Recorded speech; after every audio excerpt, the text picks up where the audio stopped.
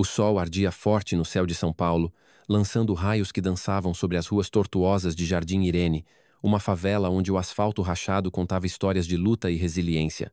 Era um lugar onde o cheiro de feijão cozinhando se misturava ao som de crianças chutando uma bola improvisada, onde as casas de tijolo exposto se amontoavam como peças de um quebra-cabeça mal encaixado.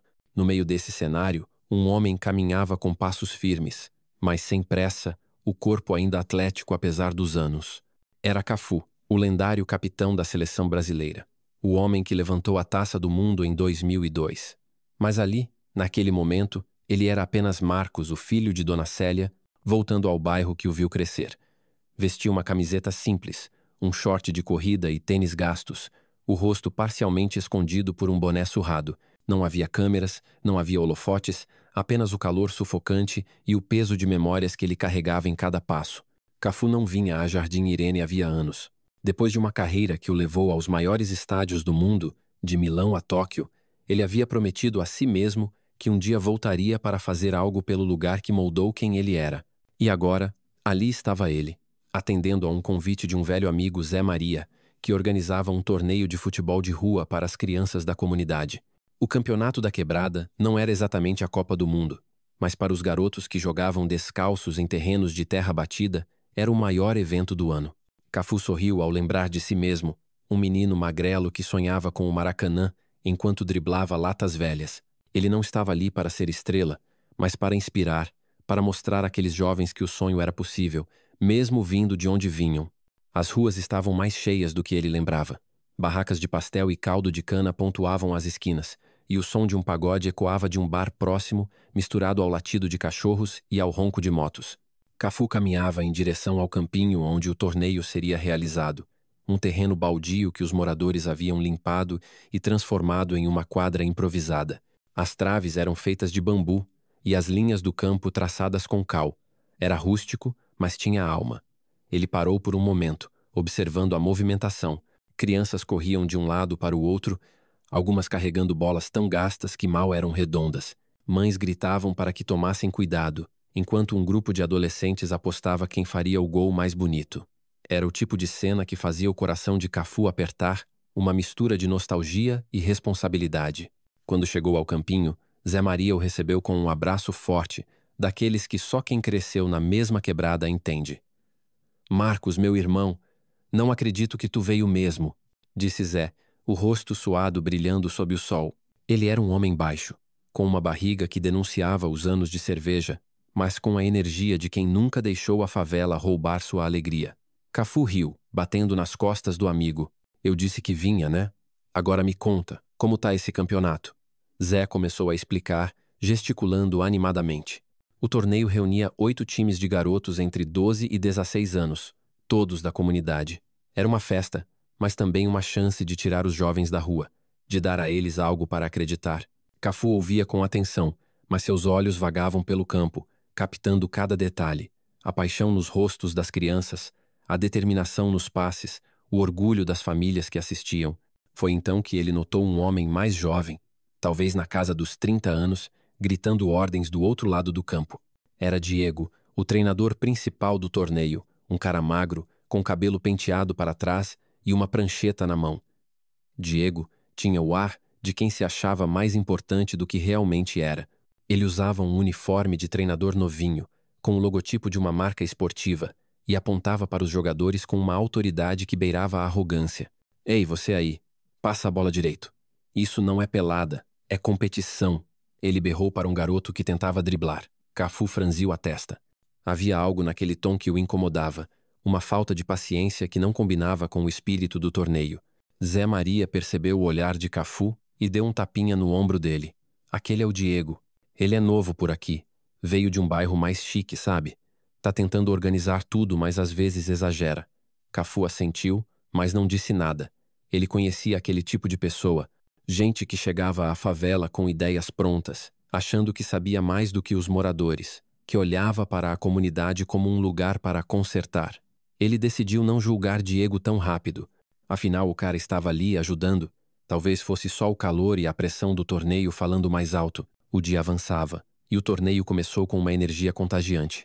Os times entraram em campo sob aplausos, e o som de tambores improvisados ecoava, dando o ritmo da festa. Cafu ficou na lateral, misturado à multidão, sem chamar atenção. Ele não queria ser o centro das atenções, não naquele momento. Queria apenas sentir o jogo, como fazia quando era criança. Os garotos jogavam com uma garra impressionante, cada passe carregado de esperança, cada gol celebrado como se fosse a final da Libertadores. Cafu sorria, batendo palmas discretamente, mas seus olhos voltavam sempre para Diego, que parecia mais preocupado em gritar ordens do que em incentivar. Em um intervalo entre os jogos, Zé Maria chamou Cafu para conversar com os jogadores. Vem, Marcos, fala com os meninos. Eles vão pirar se souberem que tu tá aqui. Cafu hesitou. Ele não queria transformar o torneio em um evento sobre ele. Deixa os garotos brilharem, Zé. Eu fico na minha. Mas Zé insistiu. E Cafu acabou cedendo, prometendo apenas uma rápida conversa. Antes que pudesse se aproximar do time, however, Diego o interceptou. O treinador o mediu de cima a baixo, o olhar desconfiado. Ei, você é o quê? Pai de algum jogador? Perguntou, o tom carregado de desdém. Cafu ergueu uma sobrancelha, surpreso, mas manteve a calma. Não, só vim ajudar. Zé Maria me chamou. Diego bufou, cruzando os braços. Ajudar como? Olha, sem querer ofender, mas aqui a gente tá tentando fazer algo sério. Não é qualquer um que chega e mete o pé no campo. As palavras saíram cortantes, e um silêncio incômodo pairou. Algumas pessoas próximas, que conheciam Cafu, trocaram olhares, mas ninguém disse nada. Cafu poderia ter revelado quem era ali mesmo, poderia ter colocado Diego no lugar dele com uma frase, mas não o fez. Em vez disso, sorriu, um sorriso tranquilo que escondia o peso do momento. Entendi. Então me diz, o que eu preciso fazer para ajudar? Diego pareceu desconcertado pela calma de Cafu, mas não recuou. Olha, se quer fazer algo, pode pegar as garrafas d'água ali e distribuir para os meninos, mas no campo, deixa com quem entende. Ele apontou para um canto onde havia uma caixa de garrafas plásticas, como se estivesse dispensando Cafu. Zé Maria, que assistia à cena, abriu a boca para intervir, mas Cafu fez um gesto discreto, pedindo que ele ficasse quieto. Beleza, disse Cafu, caminhando em direção às garrafas. Ele pegou a caixa e começou a distribuir água para os jogadores, conversando com eles, perguntando seus nomes, dando dicas sutis sobre como melhorar o passe ou o chute. Os garotos o ouviam com atenção, sem saber quem ele era, mas sentindo algo diferente naquele homem de boné surrado. O torneio continuou, e Cafu permaneceu na lateral, observando, ajudando onde podia. Ele carregava caixas, organizava cones, até varria o canto do campo quando a poeira atrapalhava. Diego, por outro lado, parecia cada vez mais tenso. Um dos times, os Falcões da Quebrada, estava perdendo feio, e o treinador não escondia a frustração. Vocês são uma vergonha. Isso é tudo que a favela tem para oferecer? Ele gritou, fazendo um dos garotos, um menino franzino chamado Lucas, abaixar a cabeça, envergonhado. Cafu sentiu o sangue ferver.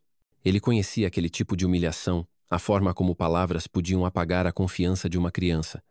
Mas, mais uma vez, ele se conteve. Foi então que aconteceu algo inesperado. O capitão dos Falcões, um garoto chamado Tiago, torceu o tornozelo durante uma dividida e precisou sair. O time ficou sem um jogador. E como não havia reservas suficientes, o jogo corria o risco de ser encerrado. Zé Maria viu a oportunidade e se aproximou de Diego. Deixa o Marcos jogar. Ele manja. Confia. Diego riu, uma risada seca e sarcástica. Aquele cara, o que pega água? Zé, para de brincadeira. Esse time já tá morto. Mas os garotos que haviam conversado com Cafu durante o intervalo insistiram. Deixa ele, tio. Ele sabe jogar. A gente viu. Diego revirou os olhos, claramente irritado, mas acabou cedendo, mais para evitar uma discussão do que por acreditar em Cafu. Tá, mas se ele atrapalhar, a culpa é de vocês. Cafu entrou em campo sem alarde, ajustando o boné e amarrando os tênis. Ele olhou para os garotos do time, que pareciam desanimados, e disse, com uma calma que inspirava confiança, bora jogar como se fosse o último jogo da vida. Só isso. O apito soou e o jogo recomeçou. Desde o primeiro toque na bola, ficou claro que Cafu não era um jogador comum. Ele se movia com uma leveza que parecia desafiar os anos, os passes precisos, os dribles curtos e inteligentes. Ele não tentava brilhar sozinho, mas fazia o time funcionar. Um passe de calcanhar para Lucas, que marcou seu primeiro gol. Uma roubada de bola que abriu espaço para outro ataque. Aos poucos, os falcões começaram a crescer, e a torcida, que antes estava quieta, passou a gritar, vibrando com cada jogada. Diego, na lateral, assistia com os braços cruzados, o rosto uma mistura de surpresa e irritação. Ele não entendia como aquele homem, que ele havia julgado como um ninguém, conseguia dominar o jogo com tanta naturalidade. Cafu, por sua vez, não olhava para Diego. Seu foco estava nos garotos, em mostrar a eles que não importava o que dissessem, o que valia era o que faziam em campo. O jogo terminou com uma vitória improvável dos Falcões, 3-2, e o campinho explodiu em aplausos. Lucas correu para abraçar Cafu, os olhos brilhando. "Tio, tu é foda!" Cafu riu, bagunçando o cabelo do garoto. "Você que é, moleque. Só continua treinando." Enquanto a multidão comemorava, Diego se aproximou, a prancheta ainda na mão, mas agora com um ar menos seguro. "Você joga bem, hein? Onde aprendeu?" perguntou, tentando soar casual, mas com uma ponta de curiosidade genuína. Cafu olhou para ele por um momento, o sorriso ainda no rosto, mas os olhos carregados de algo mais profundo. "Aqui mesmo, na favela." "Onde mais?" Diego franziu a testa, confuso. Mas antes que pudesse perguntar mais, Zé Maria, que não aguentava mais segurar, interrompeu. "Diego, tu tá de brincadeira, né? Não reconheceu o homem? Esse é o Cafu, porra. O capitão do Penta." O silêncio que se seguiu foi ensurdecedor. Diego ficou parado, a prancheta escorregando levemente em suas mãos. O rosto dele passou por uma sequência de emoções. Choque, vergonha, descrença. Ele abriu a boca, mas nenhuma palavra saiu. Cafu, por sua vez, não disse nada. Ele apenas ajustou o boné, deu um tapinha no ombro de Zé Maria e começou a caminhar para fora do campo, enquanto a multidão ainda gritava seu nome. Mas no fundo, ele sabia que aquele não era o fim da história. Diego havia aprendido uma lição, mas o que viria depois dependeria dele. E Cafu, como sempre, estava pronto para o próximo passo, com a mesma calma e determinação que o levaram de Jardim Irene ao topo do mundo.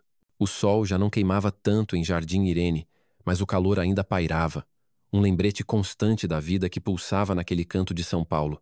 As ruas da favela continuavam as mesmas.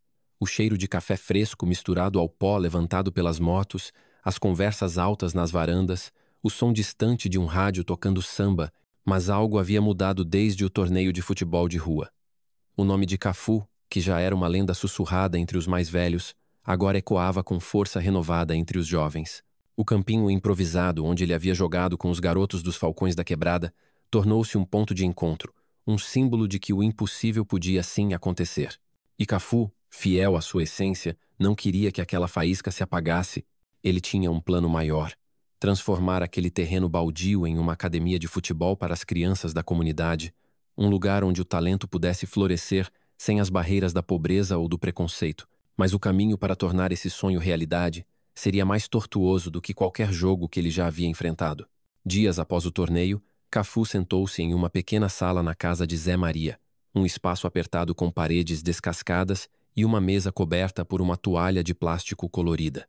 Zé, com sua energia incansável, serviu um café forte enquanto folhava um caderno cheio de anotações.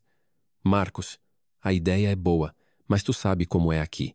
A gente não tem grana, a prefeitura não liga, e o terreno onde está o campinho nem é nosso de verdade", disse Zé, coçando a cabeça. Cafu ouviu em silêncio, o olhar fixo na xícara. Ele sabia das dificuldades. Crescer na favela o ensinara que nada vinha fácil, mas também que desistir não era uma opção. "Zé, a gente começa com o que tem. O terreno é o primeiro passo.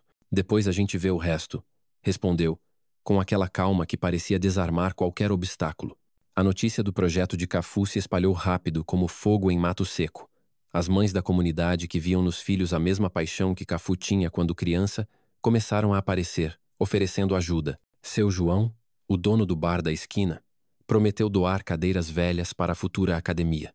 Até Lucas, o garoto franzino que marcou um gol no torneio, apareceu com uma ideia: fazer camisetas com o nome Academia Cafu para vender e arrecadar fundos.